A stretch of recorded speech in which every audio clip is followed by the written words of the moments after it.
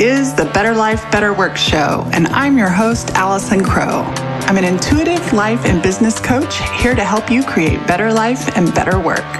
I help super successful people, the recovering overachievers, put the soul back in their lives, and I help soulful people create success. On this show, topics range from the mystic to the logistic, and our content will support your being and your doing while on your path to create better life and better work. More is not better. Better is better. Hey, welcome. This is episode number 77, the best of 2019. I'm Allison Crow, and this is the Better Life, Better Work show. Today, I am recording live on Facebook, and this will also be turned into the podcast because you know what? That's the way I love doing it. Just got off a coaching call with a client, and she said, one of my mentors told me that I should only sell this because this is what's sellable. And as she began to talk about what she wanted to sell, her face lit up. And I was like, please do what you love. Do what you love in your business. So here's what we're going to do today. We got 2 weeks left in 2019. Some days, I think that's a big deal. And other days I'm like, yeah, days just keep going on. Shout out to those that are listening on the podcast, and shout out to those that are watching live on Facebook. And then as always, we want to say, hey to our replay viewers. Welcome. So what I'm going to do this morning, I went through my 2019 journals, and I want to share some of the highlight lessons that I learned and took away from 2019. I'm sure each one of these could have been a podcast episode, but I have written down a theme and a lesson learned in every single month that I want to share with you. Going back and looking at my actual journals is interesting. So let's go ahead and get started. So in January of 2019, my word for January was becoming. That was also the theme for Camp Star Heart. I still love the concept of becoming. It is now the mentality that I approach creation and goals. And so in January 2019, I went to my colleague and friend, Varian Brandon's Expand. She does a retreat every year called Expand. There is a recording of the podcast that I did right after that. I was on fire after that. The big thing I took away in January at Expand as I was becoming, two things. One was this concept of doubt hopping. One of her clients used that to describe her as somebody who doubt hops. And what does it take to actually hop over doubt? In 14 years of coaching, 16 years of self-employment, and 14 years of coaching, the number one thing that holds my clients back, including clients that were CEOs of large oil companies, real estate clients, coaching clients, author clients, anybody, is doubt. So how do we hop over doubt and create? And then the second thing that I really got and committed to in January was to do this thing with others, to allow myself to not only create my own communities, but to belong in communities that support me. And so I absolutely believe that even if you are a solopreneur or work for yourself, that committing to community and doing it alongside other people is absolutely crucial for my success, my sanity. And I've always been this independent motherfucker. And so I'm really learning how to let people help me. I'm really learning how to belong and not just be the leader, how to connect with other people. So that was January, and I'm going to expand again this next January. February, the lesson, the highlight of February was turning 47, what I called 47/50. Next year I'll be 48/50. And why I make that slash is because the woman I'm becoming, and I make up in my mind that the 50-year-old woman is just really grounded in her self-trust and confidence. And my coach last year at one point had asked, well, why don't you just say you're 50 now? And I was like, oh, I'm 4750, right? And so part of that is my becoming. Looking in my journal, two things popped out for me. One was that a lot of my writing was about soulful and simplicity. And so most of my working life, I have an Enneagram personality number 7, which avoids pain and boredom. But the last 4 to 5 years, I've really explored my pain, and I've been willing to do boring things in service of the things that really light me up. And in allowing my soul, like considering what would really fill my soul, mind, body, spirit, fill my soul, I felt a call towards simplicity. And looking back at the end of 2019, I really feel like my soul is full. And a lot of that is because of how simple I let things be. Not just let them be, but decided. So as much clutter as I can eliminate from my home, from my business, from my processes, the more simple, the more successful in mind, body, spirit business that I feel. I also had surgery in February. So this was a random little thing. Actually, it's not random. I had this, hi, Steve, good to see you. I had what's called a forehead osteoma on my head. I had this bump, and I had it for 6 years. It's a bony bump on the skull. And for 6 years, I wanted that thing removed. I have a very large forehead. I generally wear my hair back. I don't wear bangs. And so right there on the front of my head was this physical thing that nobody else noticed, but I did. And I let my nervousness about surgery and doctors and being taken care of, push that back. And I finally went and got, I finally found a surgeon that I wanted to work with. I went and met her. I fell in love with her, and super quick, simple, easy surgery to have that osteoma removed. And that may sound like a silly thing. If you've ever watched Dr. Pimple Popper, you see these people come in that have these growths, and they have these growths that are just, they grow and they grow and they grow, and they avoid it. And so who knew that having a bony bump on my forehead would well, I know, because everything I do gives me internal growth. But the lessons that I took away from that is, even if you're nervous, don't wait. There was no reason to wait. It was completely affordable. She actually did a brow lift for free.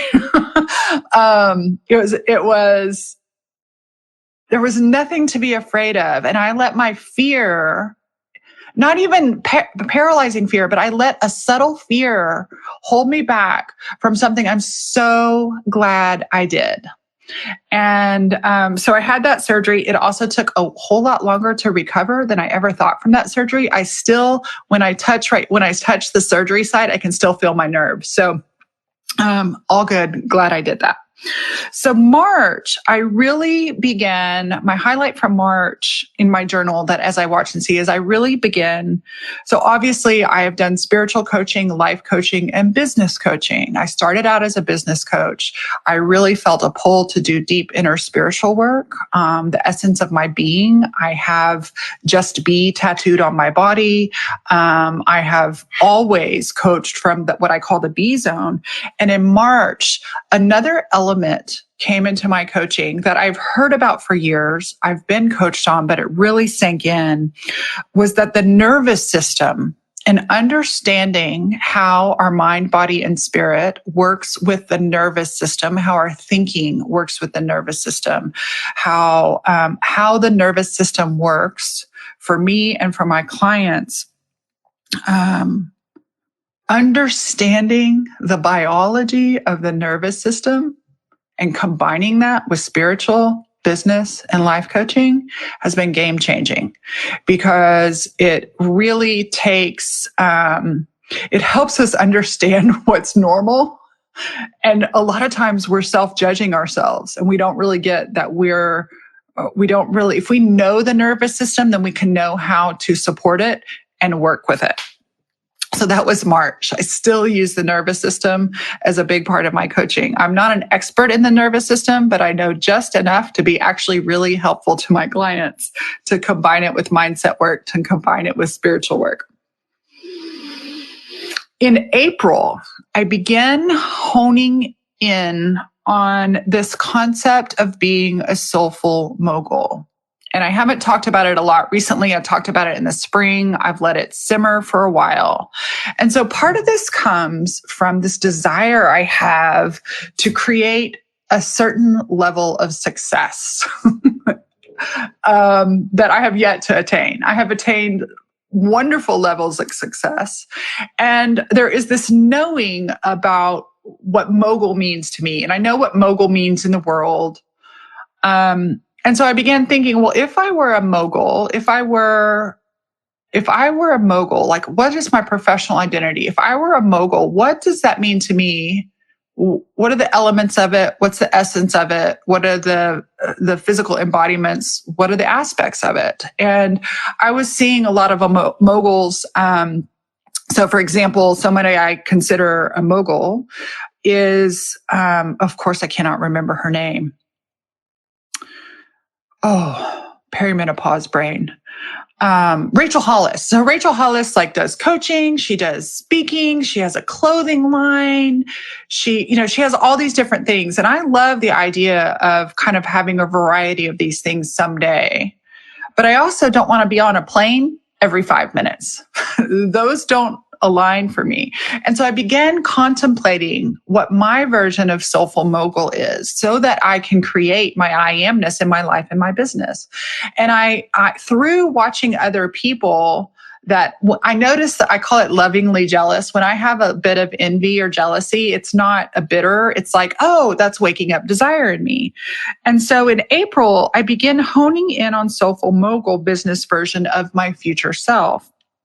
So I also, a few years ago, learned a concept about, so future self is something that we do in, you kind of learn it in coaching one-on-one and vision boards and those kind of things. But that was always putting the future self out there. So one of the things that I like to do, and I teach my clients to do, is when you have an idea of that future self, so this soulful mogul, I want to bring her brain and her being to right now, right? So instead of, yes, I am becoming her, but the how to, people is like, well, how do you become?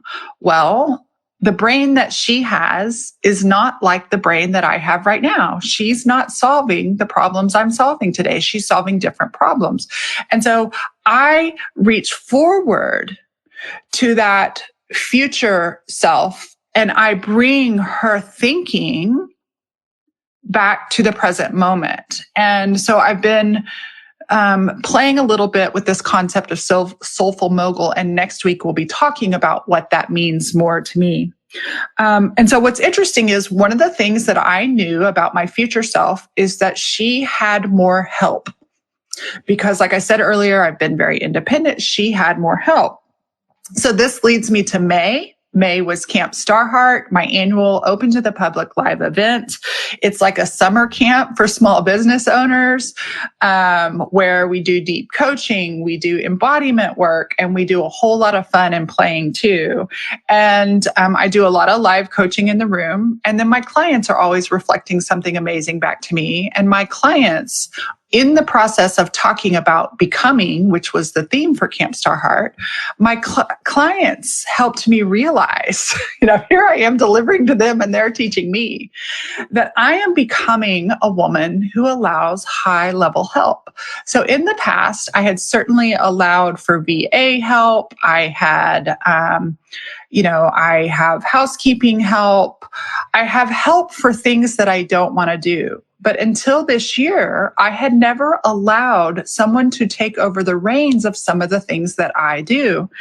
And so at Camp Starheart, one of my clients said to me, Frank Sinatra doesn't move pianos, Allison. And I realized that I am becoming the woman who doesn't move pianos. I play the piano, and that if I wanted something new, I was going to have to become a new kind of woman. And so in that room, I made the commitment to become a woman who allows high level help, which meant I'm not moving my pianos anymore. I've been in business for a long time. I don't need to bootstrap anymore. And so that was super fun. And I immediately came home and hired help. I had already been looking, but I hired help. I hired high level help, not just admin help, but I hired people to do a lot of the things that I could do myself. And it was scary. It was expensive, very expensive. And it literally has doubled the expenses of my business. But, I made that shift. So what happens after you take a giant expansion step? Does anybody know? I have a belief that in the energetic cycles of things, the most natural way of the universe is when we expand, there's contraction can show up too. And so in June, July, and August, after this giant step, this big leap I took, a lot of things shook off, right? And so many of you will see this when you choose to become the fullness of who you are. So here's what's interesting about becoming. Becoming is not becoming someone you're not. It's about becoming the fullness of who you already are. It just hasn't been expressed yet. And so as I took this major step into becoming, and not just the inner world step, but I put my money where my mouth was. I took another risk and bet on myself. I had a lot of clients leave.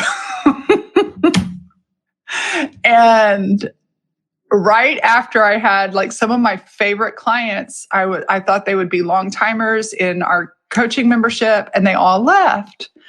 And right after my event, and it shook me a little bit. I was like, okay, I'm not going to take things personally. And then I went to go support a friend and colleague. I was a new friend that I was meeting here in Texas and really excited about building a friendship with her. And I went to support her at an event. And it was a women's networking event. And I sat in the back, and two of my clients I didn't know were going to be in there were in there. And I was so proud of her and excited for her. And I had one of my clients say, I want you to talk to so-and-so about your program. And I said, okay. So I talked to that woman about my program, and I went home, and within 48 hours, there was a post on Facebook by this woman about how someone had come to her event and unethically solicited business. And I thought it was a weird post. And long story short, that post was totally about me. And so apparently something I did at this networking event was not pleasing to this woman. And she blasted it out on public. She did not use my name, but she used so many identifiers about my business that we have a mutual colleague that I talk to every other Friday morning. And I didn't talk to anybody but my husband about this. And I had one person who reached out to me and said, did you see that post about you? And I was like, listen, I don't think that's about me. I'm not going to get into drama about it. It was just really weird. And, but I could tell, like, something in me was like, maybe she thinks it is me. What is unethical solicitation? Like, that is so not my MO, and I'm not a shark, and all this stuff happened. Anyways, so I go 2 weeks, and I said, hey, by the way, talking to my coach friend, I said, I haven't really talked about this, but it's kind of bugging me. I think so-and-so put this post up, but I think it's about me. And she goes, it is about you. And so then I found out that it was so about me that my colleague called her and was like, what happened? That's not Allison. I don't think you know her. Have you talked to Allison? This woman never did talk to me. Anyways, I don't know if people thought about me or not, but it was an experience of being publicly trashed to many mutual friends, and it really triggered me deeply. It hit a whole new layer of take nothing personally. And so I have this great January through May, and then June, I have written down here, huge, hard inner work. Lots of clients left, attacked and accused of doing something that I don't think I did, and not given a chance to discuss about it. And I saw written in my journal the words, take nothing personally, drama, and energy gaps. And so for me this summer, I remember spending quite a bit of time pulling crabgrass in my yard as my therapy to ground my body. And I did my mental work about taking nothing. I didn't want to spin in my thoughts around drama. But I did a lot of work over the summer, and I would pull grass and I would soothe my soul, and I would I would pray, but these two things really tripped me up, and I was taking them personally. And so in July, I did the steady daily inner and outer work and focus on what was working with my team. So I began doing that work in the yard, and then I began creating regularly with my team. So instead of creating for my business spontaneously and through inspiration only, I began to train my inspiration to come when I wanted it to, which was huge for me, right? Because a limitation I had put on myself was I only do this when I'm inspired. Well, I have plenty of space and time. And when I eliminate taking things personally, when I eliminate drama, when I eliminate energy gaps, there is plenty of time to create when I have scheduled to create or within 24 hours of it. And so this summer while I'm doing this deep inner work and healing another layer of something that needs to be healed, I was also chopping wood and carrying water in my business with the help of my marketing team. And by August, I had pulled enough weeds and done enough inner work that I had a new layer of being unoffendable.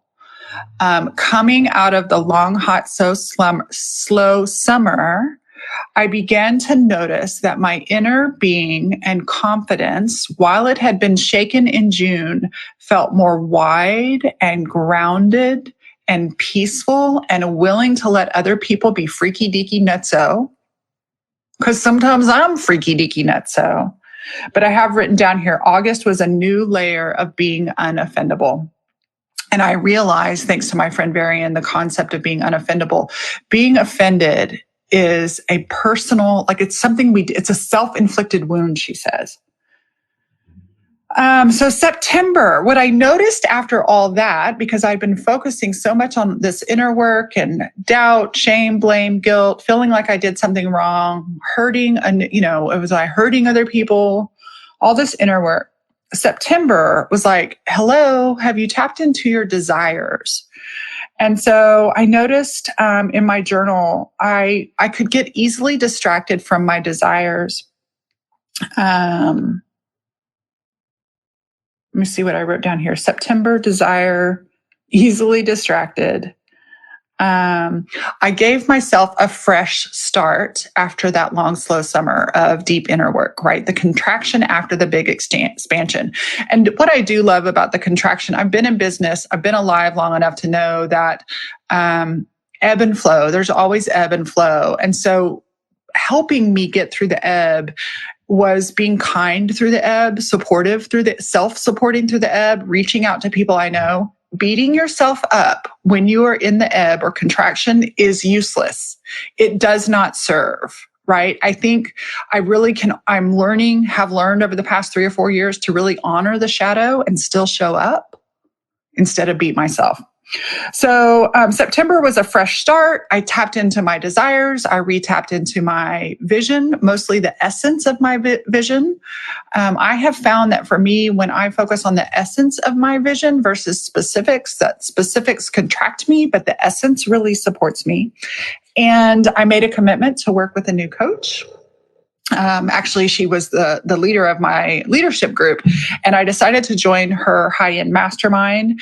And in order to be able to pay for that, I had to open up my roster. So I had not been doing one-on-one work for a while, and I immediately went and enrolled 2 one-on-one clients to be able to pay for that program. I didn't want to create debt. I wanted to do it from income. So I rebooted. I went to the edge of a cliff and I jumped off, and I created 2 clients to pay for it on the way down. And in October, I made that decision to join that mastermind for all of 2020. In October, we had the Soli retreat. So my member clients have the privilege of coming on retreat with me at no cost. No retreat cost. Everybody shares accommodations and food and stuff like that. But that's one of the perks of being in Soulful Success. And so we had our October retreat. Now, this was fun. So remember, in May, I was becoming the woman who allowed high-level help. And I have this amazing content in this program that I originally created in 2014. I ran it in 2014, 15, and 16. And then I put it on the shelf, and it is a class that I teach called Share Your Heart, Show Your Work. And over the last year, it has been percolating and updating, both with the current state of social media and my own personal and inner growth. And I had been knowing that I would eventually teach that class again. Well, I'm about to go on retreat, and I messaged my high-level help and said, I just made this video. I've written the sales page. Could you please write the email campaign for this program and send it out while I'm gone? Which was huge for me. They wrote the program. I did the video. They rewrote the words from my video. So my high-level help was implementing my ideas instead of me having to implement my ideas. And while I was on retreat, I made quite a lot of money. Right? Having that high level help. So October was a really fun month. It was a month I wrote $47,000 in business between my membership, between my class, and then also writing 2 new one-on clients. And I wrote down here, I decided to shake my booty, right? I had this long, hot, slow summer, the inner work. And I just decided I was complete. I'm unoffendable. I have grown from the stresses of June and July, and I'm going to get back to it. So I shook my booty and got to it in October. Having help helped. And one of the big things that I am teaching my clients, my member clients and my one-on-one clients is, and this is one of the reasons I created my membership, because I was spending $1,000 to $2,000 to $3,000 a month in coaching, and I didn't have any money left over. And so I decided to offer very high value coaching for only $220 a month, so that my clients can hire high-level implementation.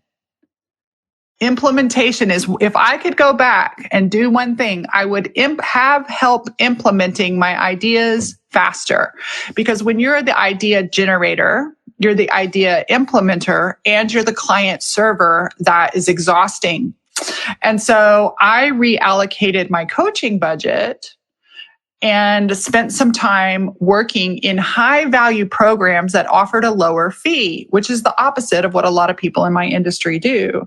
So I'm on the 3rd year. That's the other thing. In October, we celebrated the 3rd year of Soulful Success coaching membership.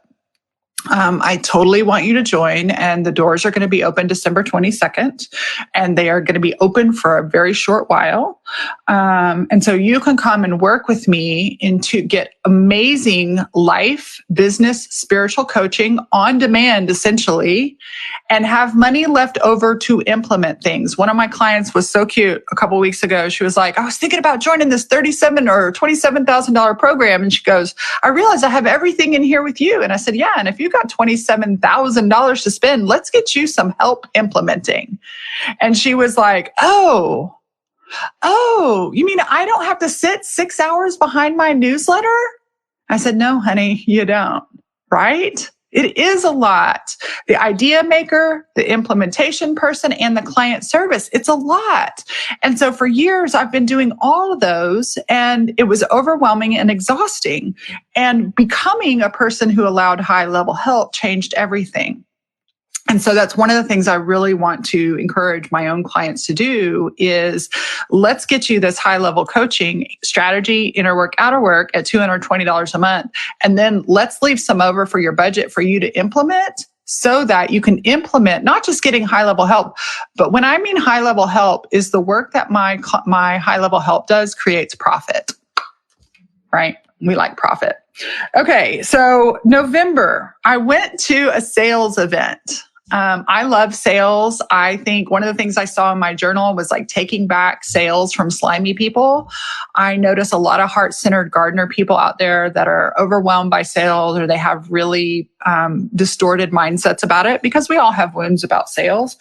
But that sales really can be service. And I tell the story of my friend Hank Avink. Hank Avink was a coach at my former company, and he called when he left and said, "You left the company and you made it work. And so I'm leaving and I'd like to make it work and I need a coach." And he would have signed a $20,000 contract and paid in full at that moment. But I knew that Hank didn't need me as a coach. And so I told him, I said, "Hank, you don't need a coach. You need a lawyer." And I said, that's a very large company. You need to talk and consult with a lawyer to make sure that your family is protected, so that, because they will come after you, so that you are clear on how you move forward during the year of your non-compete. And Hank never forgot that. And so here's what's funny. Many of my clients today and in 2019 came from me not selling Hank. I could have taken his check, but that wouldn't serve him. And so what's so funny is I know that I have made way more than $20,000 because Hank is so grateful that that I served him instead of sold him, that he actually has been one of my top referrers in my business. And so I need my people to know that serving always creates sales, sometimes directly, sometimes indirectly. And so I went to this sales event. I'm almost done, y'all. I went to this sales event that a friend was doing. I was really excited and proud to support her. I love what she is doing. I love that she is helping people raise their fees and create high-level sales, high-income sales. We're talking $100,000 months over and over and over again. Well, y'all know my coaching program is only $222 a month. And so I was in the high fee world. And 3.5 years ago, I had the spark of an idea that Source and I co-created together, this new way of working, something sustainable both for the client and for me, and something that thrilled me. And so I went to this woman's event and I noticed what she's doing was not wrong, and it wasn't me. So what I loved about the contrast and when I was at that event, the things that I would feel rubbed up against by were my body telling me to pay attention to my own work. And so I was super excited to support her, but it made me think a lot, because I'll be honest, one of the things that I thought about offering this last year was going back and offering a high-level mastermind. I have many clients that, even though I only charge $222, say, I want to be in one of your $9,000, $10,000, $12,000 groups. And I said, well, I don't have those anymore. And so it was very tempting to make an offering of one of these smaller mastermind groups and do that. And I'd mapped it out, done all this other stuff. But when I went to this woman's event, she's amazing in sales, love her energy and her mojo. But it became really clear spiritually, emotionally to me, that doing what works for everybody isn't necessarily what I want to do. And so my big takeaway at the beginning of November was I didn't ever fall out of love with Soulful Success, but I think I took something I love for granted. And I decided that I was doubling down on soulful success. And what doubling down on soulful success, my coaching membership, meant was not about the action I put, but about opening my heart to this thing that I love, to this way of working that I love, and reminding myself that I think I have one of the greatest programs out there today. It's not a class, it's actually coaching. And I don't know anybody that can't use some life, some business, the range of topics and the skill level and the community, the people doing this together, right? So we meet at the water cooler and we coach and we collaborate and we talk and then we go out into the world. And so November was huge for me because going to that event and being tempted to get back up into the super high fees. I think it's great. I love that people are doing it. I still teach my clients how to do it. But it reminded me, this program is what I love. And just like I told my client this morning, I said, you sell what you love. And so I doubled down on soulful success. And then December, here we are in December. So the highlight of my December is that my brother and his wife are expecting. And that's all I can say about that because it's not my story to tell. But the highlight of my December is an awareness I've had around family. So in November, we had Thanksgiving with my family. I have 2 brothers and 2 sisters. I have parents that are still alive and well. My Aunt Joanne just passed away last week. We have a service for her in January. And Aunt Joanne is somebody that taught me that education and business. I remember when I wanted to be a therapist and she was like, please don't do altruistic work. It doesn't make any money. And Aunt Joanne had a lot of influence on my life. And so I knew that there was a deeper meaning to knowing that Aunt Joanne was passing and that my brother would be having the youngest, newest crow. So Aunt Joanne was a crow. There are grandkids, but all the girls had grandkids. So there's no actual crow baby. And my brother and his wife are having the crow baby. And so it's interesting that these 2 souls, one was leaving her life and one was coming in. I made meaning of that. I found comfort in that. I connected with the energy of my crow family over this. And interestingly, my heart has just been so in love with my family, with my brothers and my sisters and my mom and my dad. And over the last few years, I have, in 2014, I went and did the work with Chris Seidel, and I thought I was doing painting process work. I did not realize I was uncovering all of my shadow and my shit. And I gave myself permission to see all the things I had depressed down. So I was very Pollyanna, very Enneagram 7 that doesn't want to do any discomfort. So 2014, 15, 16, and 17, I allowed myself to feel the extreme discomfort of family stuff, of political stuff, of disappointment in my parents. And I got to tell you what, allowing myself to feel the disappointment, feel the sadness, feel the grief, feel the frustration, instead of ignoring it, has opened up a love for my family. And I remember being really afraid. I remember having this episode with my dad. I was really mad at him. And I was uncovering just some memories and was frustrated around money and Crow family money stuff. And my dad didn't call me on a birthday or something, and I just let him have it for it. And I remember telling my mom, if dad dies while I'm mad at him, I'm going to have to be okay with that. At the time, I had spent 45 years thinking he was perfect. And at that time, I remember, I know exactly where I was when I said it. And I had to let myself be really disappointed in my parents And it was a lifetime of disappointment that came up and then was exacerbated by politics, because all 5 of us kids are left and my parents are right. And that caused a lot of conflict. A couple of years ago, I treated my mother with so much disrespect. I screamed and yelled at her, got in a giant fight with her. We did not attend Thanksgiving. But by allowing myself to go through the discomfort of feeling all the wounds of my family, both past and current, what I did was allow my heart to heal.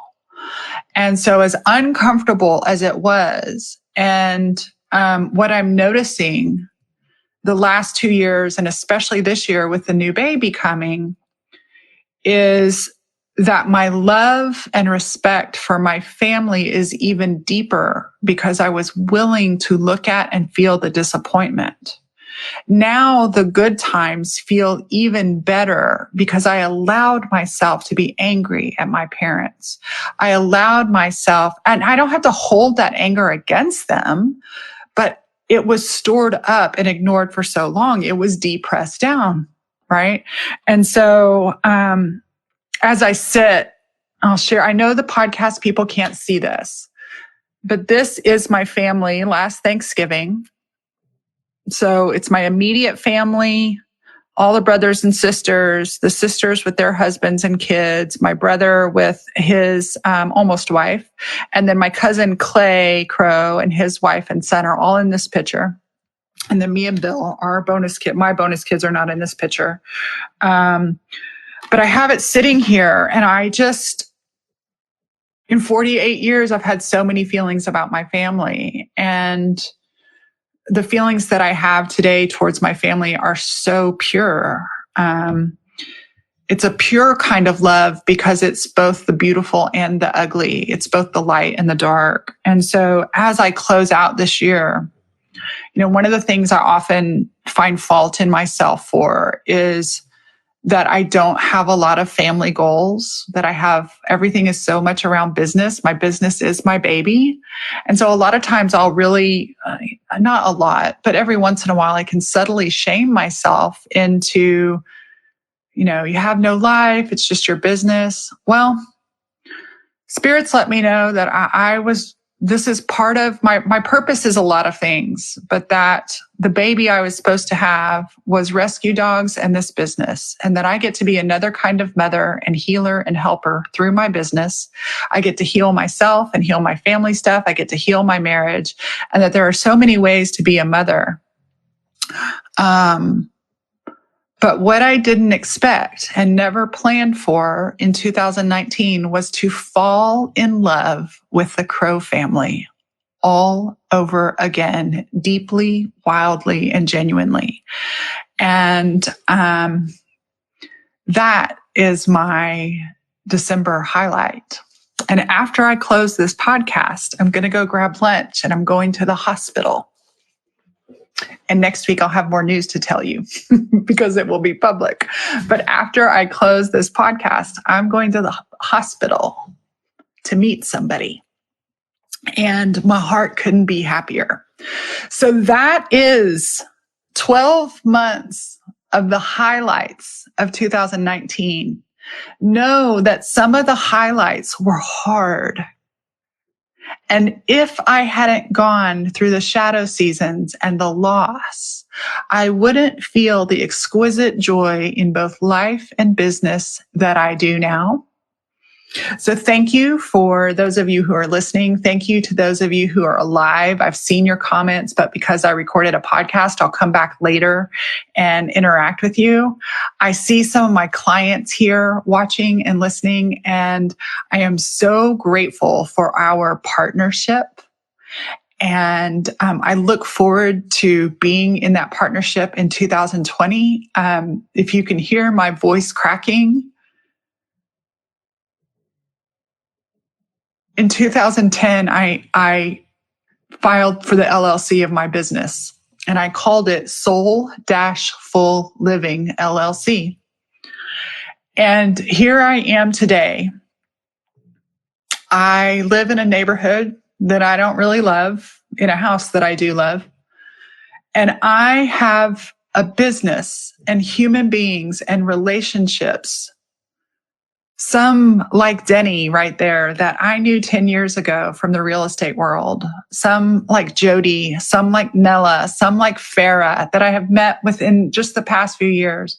My soul is full, and it is my heart's desire to help you and support you and teach you and coach you and hold you as you begin to shift whatever your life is to creating that sense of fullness and freedom and peace every day. And then it is embodied in your life and work. And so with that, one last plug for Soulful Success. You can go to coachwithallison.com and get on the wait list.